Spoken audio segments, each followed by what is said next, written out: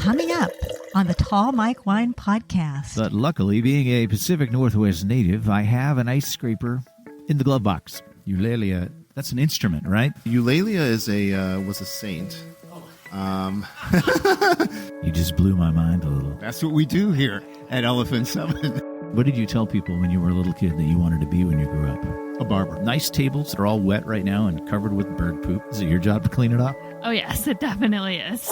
And now, the Tall Mike Wine Podcast.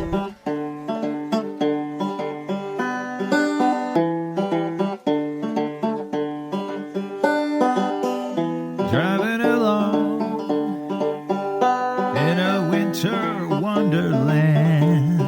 Yeah. And can you believe it? I haven't had one drop of wine yet today. It's not even 11 a.m. But I walked out of the hotel and to my car, which I didn't touch yesterday because I did all my walking around in downtown. And today I'm going to be out and about a little further afield. And the car was literally frozen under a thin blanket of ice. But luckily, being a Pacific Northwest native, I have an ice scraper in the glove box. So I did engage the ice scraper whilst the heat was cranked up, the rear window defogger was turned on, and all was good. Scraped the ice of the lady sitting in her car next to my car, which at first scared her and then amused her. And then I was on my way off to the airport, which is where I'm pulling in right now, to the Walla Walla airport area. Yes, it's a real airport. Planes coming and going. Probably not today because we're still pretty socked in with the overcast and the fog. But 31 degrees. I'm headed into the airport for 2 tastings. I'll talk a little bit about why they have wineries at the airport when I get to my first destination, which is just around the corner, in a winter wonderland. Okay, no more singing. And maybe later tonight I'll do karaoke. We'll see what happens.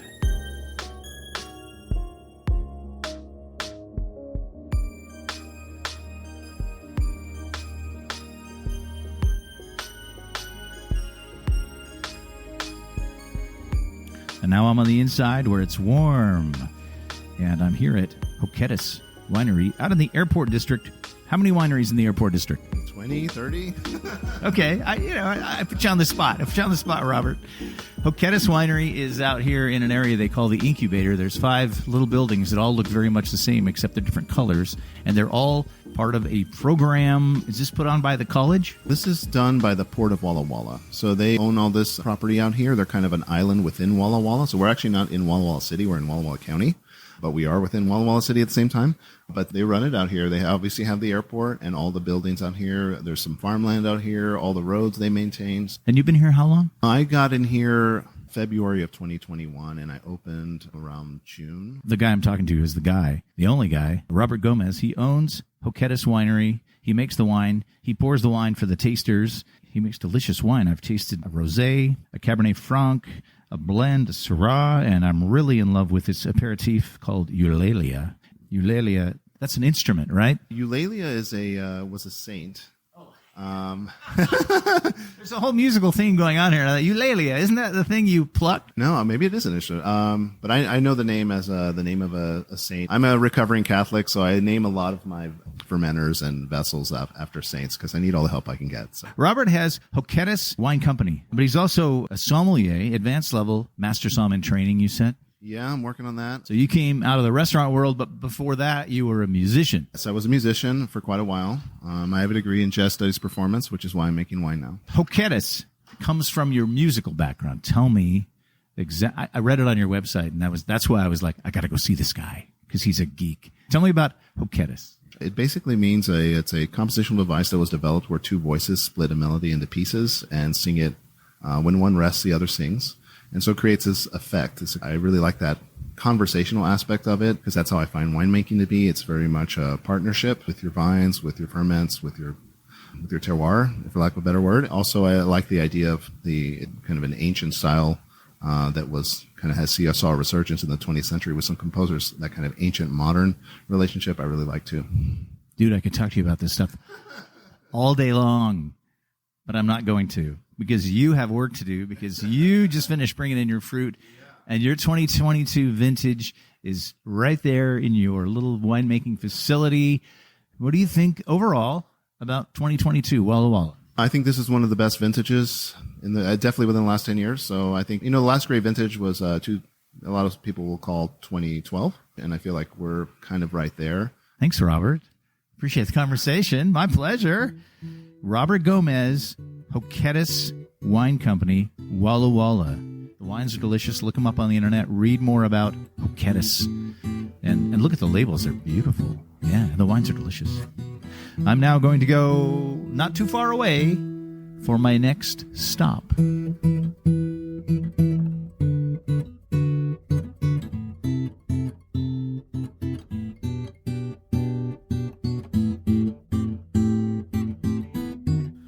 now, just like I said, I'm right next door. Actually, 2 doors down. I'm still here at the airport in the incubator.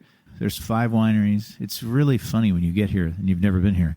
And you pull in and there's 5 little buildings that are all the same shape.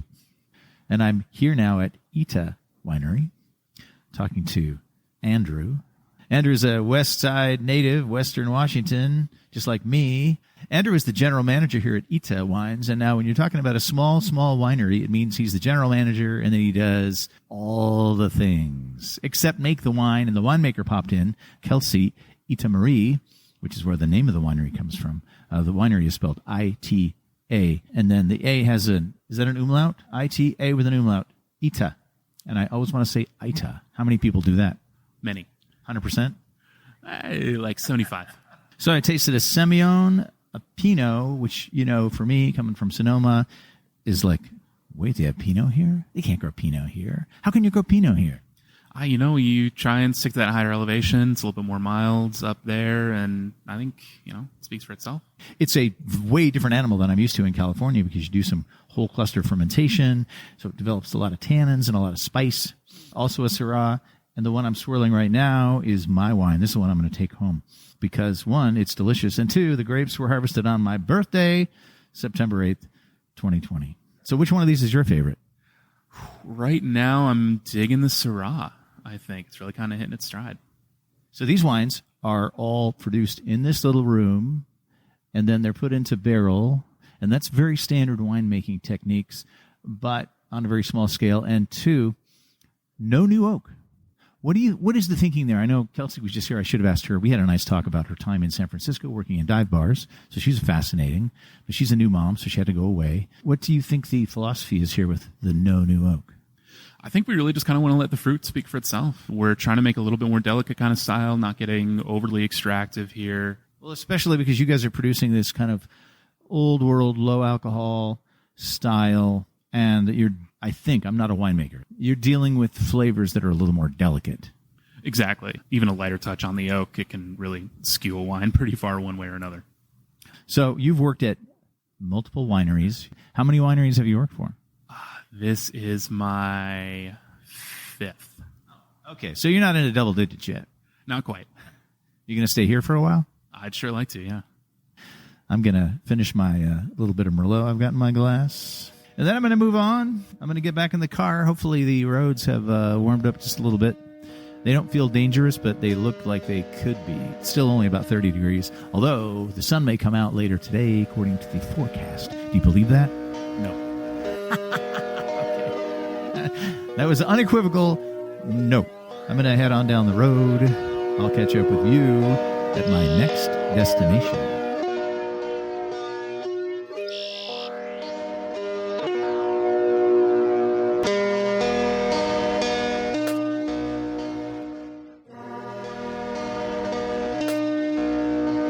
I have made it out of the airport district, and now I am closer to downtown Walla Walla, not far from the highway. We are at Gramercy Cellars, and I'm talking with Austin. Now, I want you to pay attention when Austin starts talking to me because he talks really fast. Am I the first person that said that about you? Definitely not. No, it's happened once or twice before, so I will do my best to go to half speed for everything. I just think you're enthusiastic. I love talking about wine. I grew up around it. My parents were total Napa nerds, as I was telling you earlier, and I was lucky enough to go to school that kind of focused on wine in Cal Poly and San Luis Obispo, so I've been a very passionate person ever since I was a wee lad.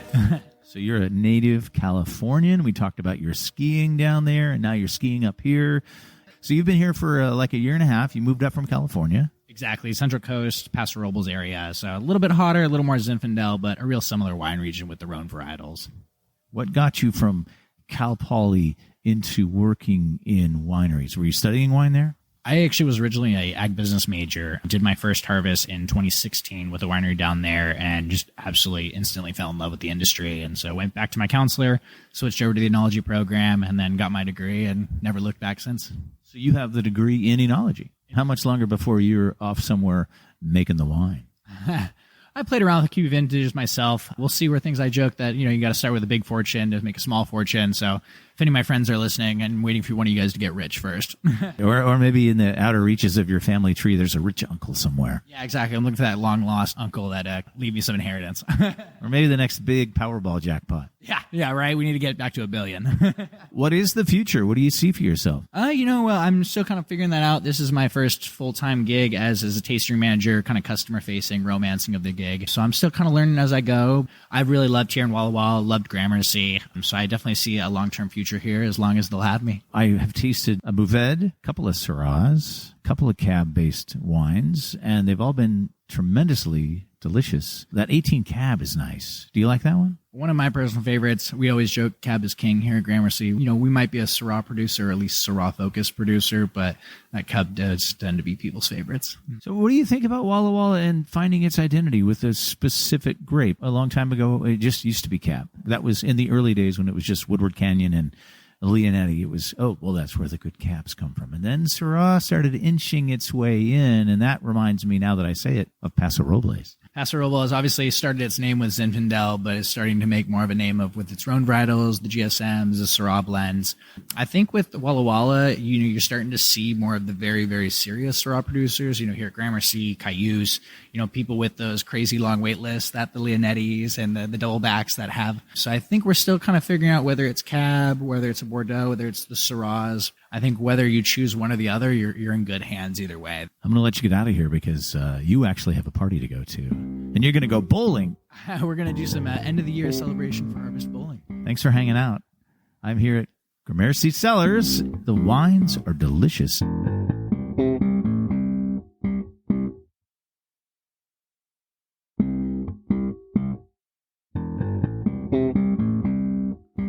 I have made my way just a few blocks, actually, from Gramercy. Is it Gramercy or Gramercy? I don't know what syllable on which to put the emphasis sometimes.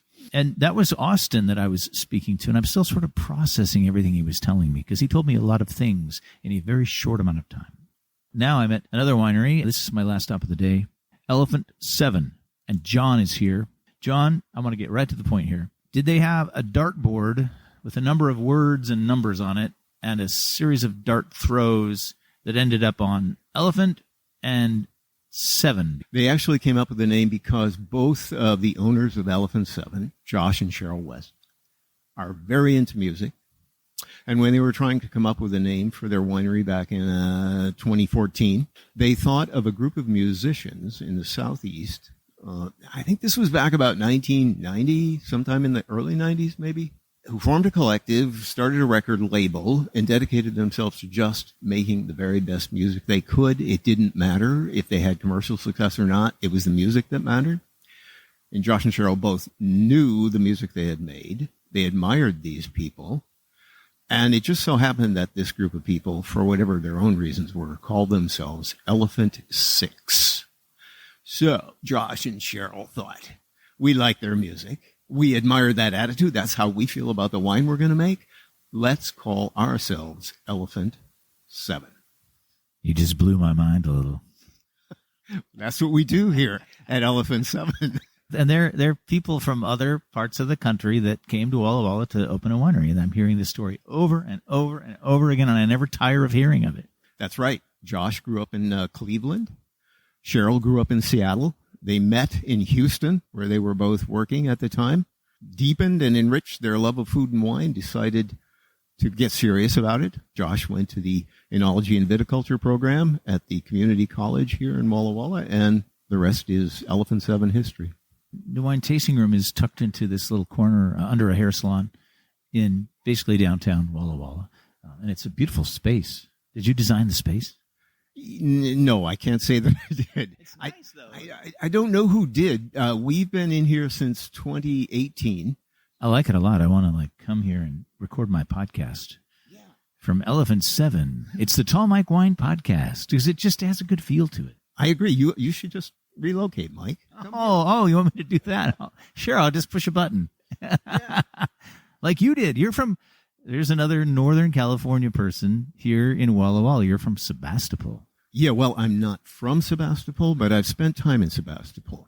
I worked my way up the California coast from L.A. to Sebastopol, back down to Berkeley, and then up into Oregon, and finally the ball bounced to Walla Walla. What did you tell people when you were a little kid that you wanted to be when you grew up? A barber. Mike, I'm serious. I really like the idea of cutting hair. Did you ever become a barber? Not even close. No, not even close. I went to school and studied English literature and wrote poetry and got out of college and decided, well, I'm either going to teach or I don't know what I'm going to do with an English lit degree, and I didn't want to teach. So I became a landscape contractor, and that's what I did for a long time until I just couldn't resist the pull of wine anymore. My wife and I moved to Walla Walla 4.5 years ago. We've just been living the wine life since. We really have. Is there a barber college program at Walla Walla Community College? Because that's all the people are saying. He went to the Walla Walla program and learned how to make wine, and now he's a winemaker. There's still time for you to be a barber. You know, it's never too late, is it? But I don't think so. I am going to the barber on Monday, though. So there. Well, thank you for pouring. I've had a couple of beautiful Syrahs, a Roussan, a blend. Was one of these wines a blend? One of them was a blend of Viognier, Claret Blanche, Grenache Blanc, and Picpoul. Those kinds of wines you're going to look for when it gets to be summertime and you want something refreshing. Sipper. Summer sipper. All right, I'm wrapping up my tasting day from Elephant 7 in Walla Walla. Thank you, John. You're welcome. Good to have you here. Oh, my pleasure.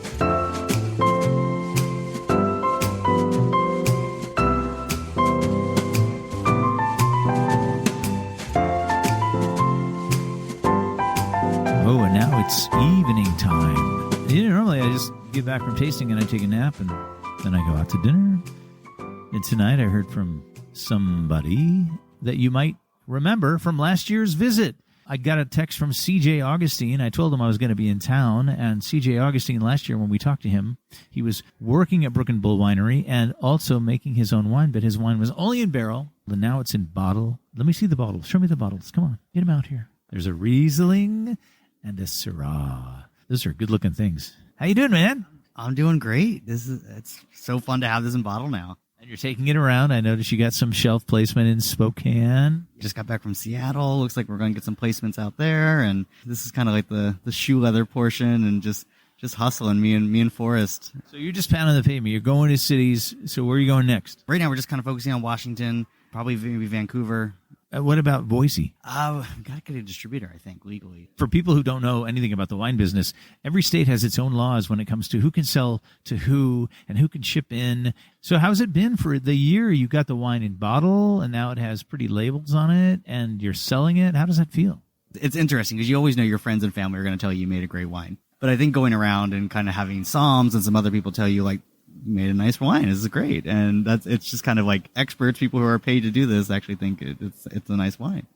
So what do you have in barrel now that is coming soon? Anything more than this? We're adding a Merlot this year. It was originally going to be a Merlot dominant blend and probably do some Syrah, maybe some Petit Verdot with it. We were at the press tasting it, me and Forrest, my co-winemaker, and it was like, I don't know, man, this is tasting really good on its own. We'll do some blending trials. We'll test it out and see if it plays well with some of our Syrah or some PV that we've got a little on the side. And that idea of Merlot with Syrah and Petit Verdot, man, that's like, you're a wild man. right. But you like the Merlot. Where's it from? Dwelly Vineyard here in Walla Walla. You're on the way up. And then what's the next step? I mean, will there be a tasting room? Will there be somewhere a brick and mortar? Yeah, eventually. We're starting to talk about it. Cool, man. Well, thanks for popping in. We're at the Marcus Whitman Hotel. We're in the lobby. Isn't this a beautiful lobby? It is, absolutely. The Whitman's great. I came down here my first night and sat by that fireplace with a bottle of wine and a crossword puzzle. I was here for like 3 hours. Like I said, when I first came out to Walla Walla for the first time, we stayed here, and I'm like, it's a really nice lobby, gorgeous space. CJ Augustine from August Forest. Is there a website? AugustForest.com, and then Instagram, social media is at August Forest Wine. Well, have a lovely evening. Thanks, you too. Good to see you again.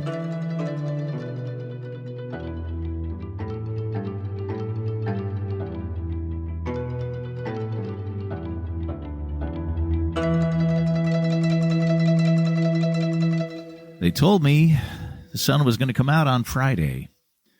It's Friday. The sun's trying to come out, but it hasn't fully come out. And I have ventured to the southern part of Walla Walla, where you start to get into the vineyards and the wineries. And today the starlings are out. Beautiful, huge flocks of starlings flying overhead. We came outside just to talk because the starlings are out here and it's cool. And the sun is trying to poke through the clouds. We're looking south from a winery called Alton Winery. To the south of us is the border with Oregon, and I'm going to be over the border in a little while, tasting at another winery. But right now I'm here with Jesse, and Jesse has poured some lovely wines, a Chardonnay, a Mourvèdre, a Cab Franc, which I'm retasting because it's delicious, Malbec, Cabernet Sauvignon. The building is beautiful and modern and lots of glass, which doesn't really work really well with all these birds flying around. Jessie's from the beach. She's from Oregon coast, and she's in Walla Walla. How many hundreds of miles from the beach are we? I think we're like in between 300 and 400 miles from the beach.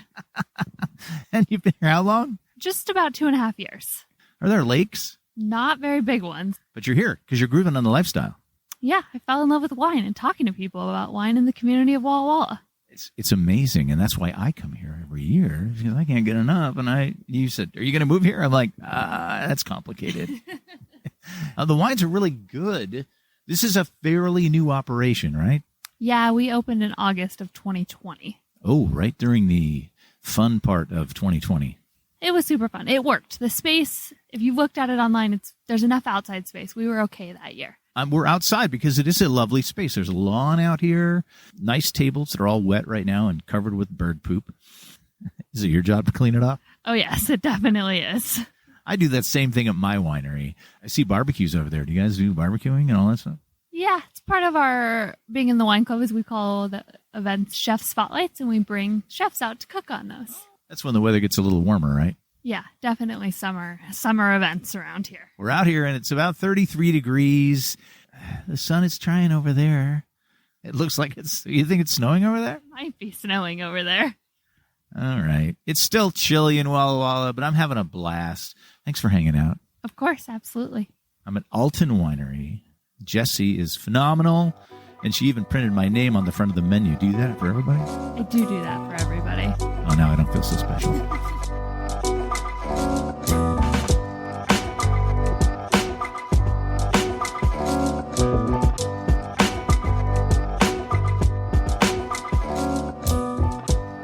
And now, via the magic of automotive transportation, I'm in Oregon.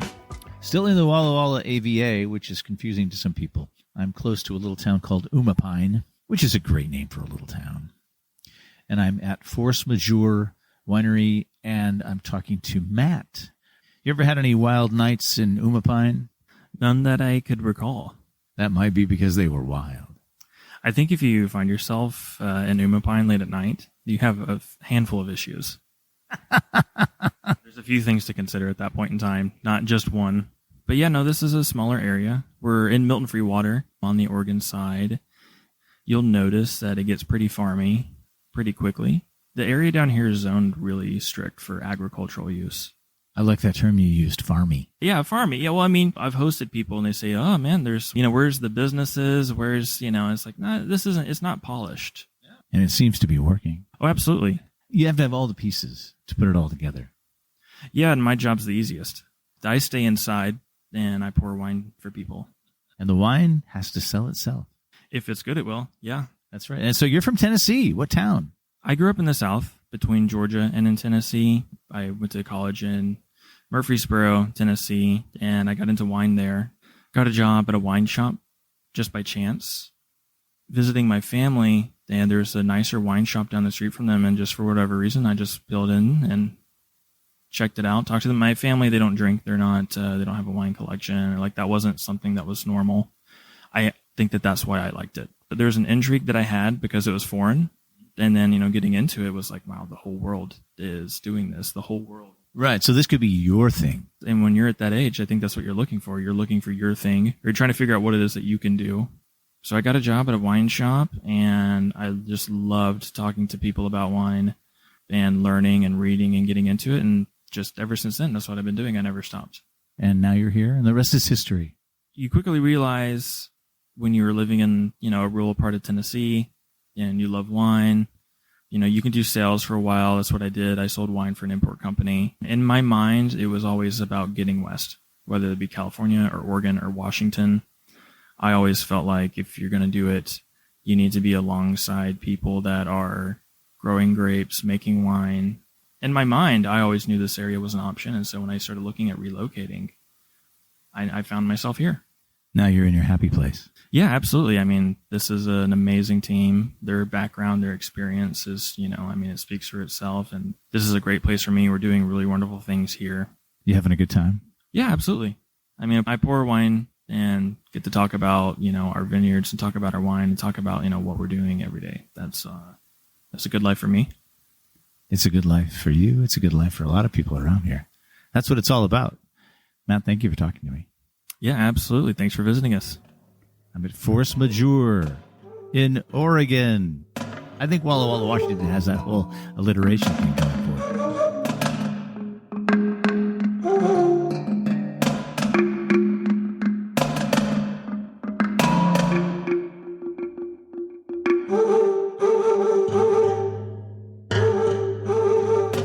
And now it is the next day, and I'm sitting in the car, letting it warm up because it's 24 degrees out. We had a little bit of snow overnight.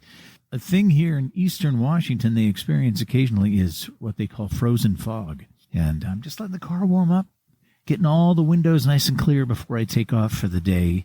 It's a foggy day. I should probably get you caught up because when I left you moments ago, I was going from the second winery to the third winery. I didn't make it there, the winery Brooke and Bull. And CJ was there, CJ Augustine, who we talked to the night before. He works at Brooke and Bull. He owns his own little winery. And Ashley Trout was there. She is the owner and winemaker at Brooke and Bull, and she was happy to see me, and I was happy to talk to her and give her dog lots and lots of love. I said, "Are you going to talk to me for the podcast?" And she said, "Yeah, I'd love to do that." And then a few minutes later, there was some sort of a scramble, and all of a sudden she was out the door. I guess there was some parenting snafu. Then she had to go collect a small person somewhere quickly. So I didn't get a chance to talk to her, but I talked to her for a while. Tasted the wine. Lovely reds at Brooke and Bull. Ashley is really into Malbec. Makes a lovely cab, a Cab Franc Merlot blend. Couple of other blends that are delicious, and it's just a cool vibe there, south end of town. And then I went to dinner at a restaurant called TMacs. Delicious meal there. I had some bolognese over some pappardelle. The night before, I also ate some delicious Italian food at a place called Passatempo. They make this focaccia that's fluffy and just piping hot out of the oven, a little salty, a little oily. I ordered the dipping sauces, so I was dipping my bread in aioli and then some olive oil with lots of garlic in it. Yeah, it was a good time. And then I had a steak. Passatempo is where I had dinner last year with the wine woman of Walla Walla, Cara Almberg. If you're paying attention, you may wonder why I haven't talked about her this whole trip. It's because when I texted her to tell her I was coming to Walla Walla, she said, "Well, I'm going to be in Maui." I said, "Well, that sounds wonderful, especially considering I'm sitting here in the frozen fog." But she did get back from Maui shortly after I arrived in Walla Walla, only to return from Maui with a nasty cold, so she's home in bed, recuperating. I shall not see her before I leave town, unless she has a miraculous recovery in the next 24 hours, because I'll be out of here. Anyway, I'm on my way to the next winery. I'm going to get on the road and head back down onto the Oregon side of the Walla Walla Valley to go see the people at Rotie. Apparently, they have a beautiful new tasting facility. It was recommended that I check it out, so I'm going to go there now. Wish me luck in the frozen fog. The fog.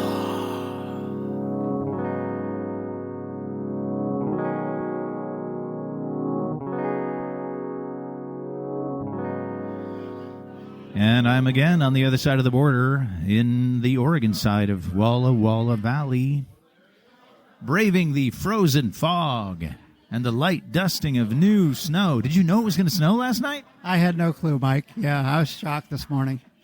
So I'm talking to Jeff. I'm here at Rotie Cellars. They built a beautiful tasting room that's raised up high. So you come in here and you feel like you're in a ship overlooking the ocean. And it might as well be the ocean today because you really can't see anything. Although the fog is now starting to lift a little bit. They've got the state vineyard off in the distance, and we can see around us. And I bet in the summertime, this is amazing. It is, Mike. The views here are fantastic. I'm sorry you missed it. So we got a wonderful view of the blues. We got vineyards surrounding us here. And we have a new ark that we just built out in our vineyard for we hope to put to use next year. A new what? Yeah, we have a party platform out in the vineyard. Just built it, finished it up during harvest. So harvest took the priority. Haven't had a chance to use it yet, but plan to start putting that into use in springtime. Where is it? Can you see it from here? It's right Oh, I see it. Okay, there's some people in the way. I can't see them. Oh, that's awesome. That's going to be right in the middle of the vineyard. That's cool. Yeah. That's a nifty idea. The wines here are spot on. I had a rosé that was all watermelon-y, and I had a Mourvedre that was meaty and earthy and dark. And then I had, in the middle of the tasting, Jeff poured me a bubbly rosé, which is really like not what you would normally do, but he said, this is a palate cleanser. And actually, it was nice. It was nice, sort of a halftime break. And it was delicious. And it's only $30, which is astounding. And then we got into the serious reds that are grown here. It was a Southern blend, which is kind of a take on the GSM. And then a bunch of Syrahs. The Syrahs just kept coming. And I finished with two Syrahs that were made from different clones. One was kind of funky, and the other one was kind of meaty. Both really delicious. How long have you worked here, Jeff? So I've been here for about 1 year now. So, yeah, just having fun. Okay. And we were just having a casual conversation a moment ago before we turned on the recorder. And I said, I live in the county that's just to the west of Sonoma, just north of the Golden Gate. And he said, oh, you live in Marin. And I'm like, what? And then you said, I used to live in Novato. And I'm like, I live in Novato. That's crazy. It's such a small world. Yeah, very small world. It's great meeting all the people here. And turns out many of us have so much in common. So it's a lot of fun to see when that works out that way. The world gets smaller and smaller and smaller. And the story I keep hearing from everybody is, oh, I used to be here and then I moved here. Because something happened and I tasted a wine and boom, all of a sudden I needed to be in Walla Walla. Does that same thing happen to you? Yeah, almost. So, yeah, we just decided to move out here, live in wine country. We sold our houses and moved out to Walla Walla and been having fun now for almost 5 years. Well, keep up the good work, Jeff. Thanks, Mike. Thanks. It's great to be here, man. And now I'm going to step over to the counter and buy some wine. And then I will talk to you from my next stop.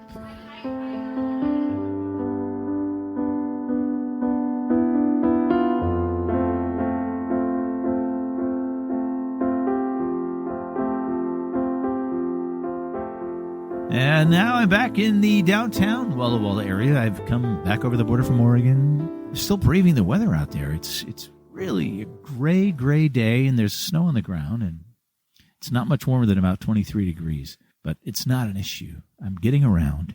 It's fine. Don't worry about me. I'm now at Forgeron. Is it Cellars or Winery? Cellars. Okay. You make a decision to name your winery. You name it Winery, you name it Vineyards, you name it Cellars. All right, I'm talking to Cody. Cody greeted me when I arrived, and then as I was sitting here on the couch looking at the slideshow on the TV here, it showed him on the TV, and it identified him as the winemaker. And I thought, oh, he's the winemaker working the tasting room on a Saturday all by himself. Yes. It's nice, right? It's quiet. Yeah, it's quiet time. There's nobody else here right now, so we can be as loud as we want to be. Exactly. So here, Cody, tell me the story. And this is a story we've heard throughout the week here in Walla Walla, that people went to the program, Walla Walla Community College winemaking program, their enology program. You learn how to be a winemaker. Cody told me he was the youngest person to go through the program, graduated before he turned 21. So just digest that for a second. Tell me about that, because did you grow up drinking wine and all of a sudden decided you wanted to make wine? I don't even know, man. It's just hard for me to wrap my brain around it. Walk me through this. Yeah, actually didn't grow up around wine at all. I grew up on the farm, just farming, driving tractor for 20 hours a day. And I know that seems ridiculous, but it's the actual truth. Grew a bit of apples, no grapes, just kind of went through it. Kind of fell in love really with wine and the nature and the beauty of it when I went to a Europe trip, end of high school. Went over to Greece, Italy, and getting to see grapes and getting to taste a few of those wines. Greek wine can be like great. I think the ones that I was tasting were not the best, but it got me into the introduction of that because I was trying to go towards here. And once I had found a beautiful college like Walla Walla, I just really went for it. And then they had to set up a whole lot of rules for you. There's a lot of tasting involved, and you couldn't do any of it. Every day that we had those tastings, it was definitely weird because you would come in and there would be certain spots designated for you that wouldn't have any glasses or any wine, or you would go in and there was empty glasses everywhere, and they would just skip right over you as they were pouring. It was always a hoot and a half. A hoot and a half. That sounds like a farm boy saying. Yeah, exactly. That was a hoot and a half. This just popped into my head. You went through the program not tasting the wine, so you had to really focus on the theory and the textbook descriptions of specific grape types, their characteristics, right? Do you think that makes you a different kind of winemaker? A little bit, and I think when you had brought it up too, there was times where I was able to smell wines, which I think that's the only nature that I ever knew. I think out of all of us, we know about 85% of tasting is actually just smelling. There was lucky times where I was able to just smell wines. It was usually when we were down in the cellar. Nobody was looking. Yes, exactly. So it was like, oh, here, smell this. But that's all I could do is just smelling the wine. And I feel like that brings in a different characteristic because my nose, actually, especially around the winery here, I walk in and I don't look at anything. I just smell everything. And I walk through the cellar, just smell. It's like, well, this has a problem. This has a problem. This might have a problem very soon. But it's a completely different aspect on wine when you look at it that way. I think it's probably given you a way, way unique approach to winemaking. And the wines that I've just tasted are delicious, especially that Anvil Cabernet. Nice job on that. Thank you. That Dionysus Vineyard is always phenomenal every single year, year in and year out. And yeah, I have no other words for it. It's one of the actually oldest cab vineyards here in Washington.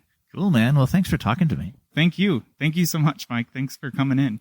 My pleasure. This is Cody from Forgeron Cellars. He's a great guy. The wines are good. Downtown Walla Walla is where I am, and I'm going to sit here for a few more minutes because this couch is very cozy. But I'll be moseying on down the street, and I will talk to you at my next stop.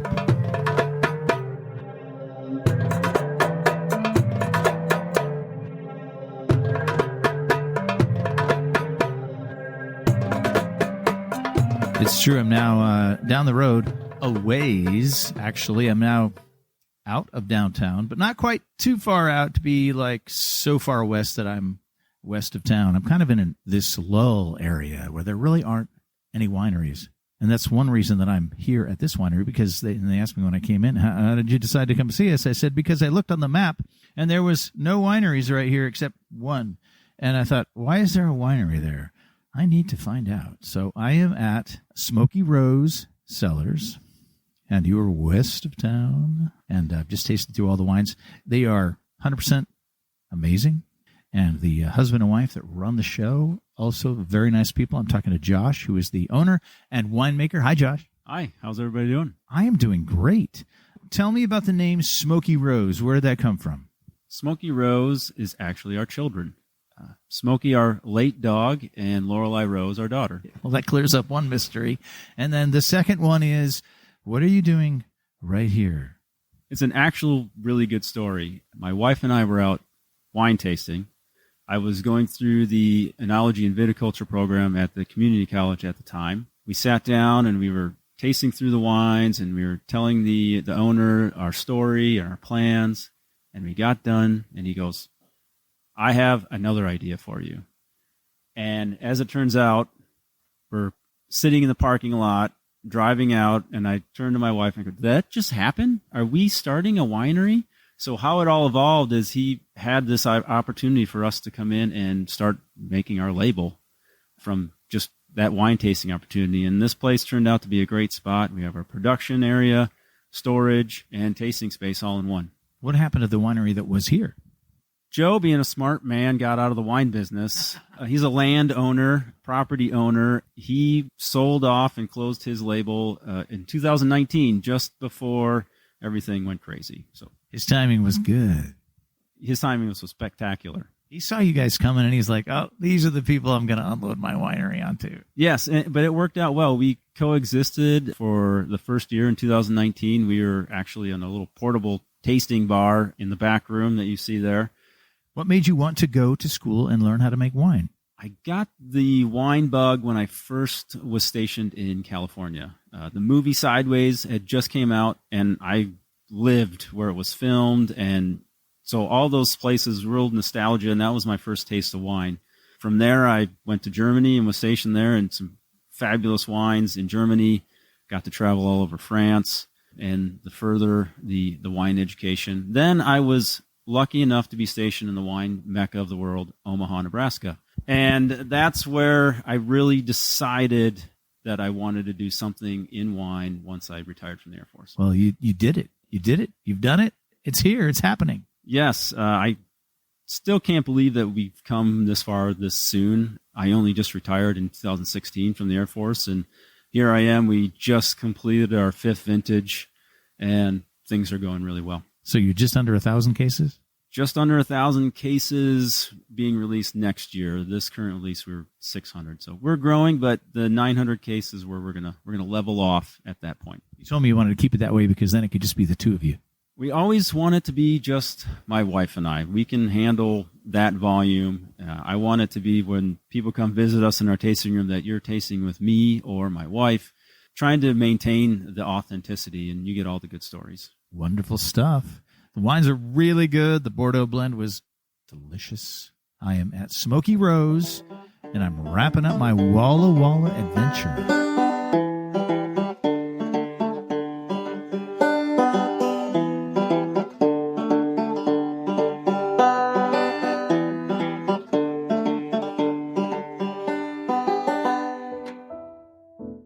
That concludes part 2 of the second Walla Walla vacation episode. But don't be sad. I'm going to keep driving and eventually be back in the Bay Area where there'll be more podcasting fun very soon. Thanks for the company. I appreciate it. The Tall Mike Wine Podcast was conceived and is written, produced, edited, and maintained by yours truly. Most of the music used in this episode was discovered on a website called freesound.org, a great resource if you need music. If you haven't yet done so, please rate and review the podcast. Subscribe so you don't miss an episode.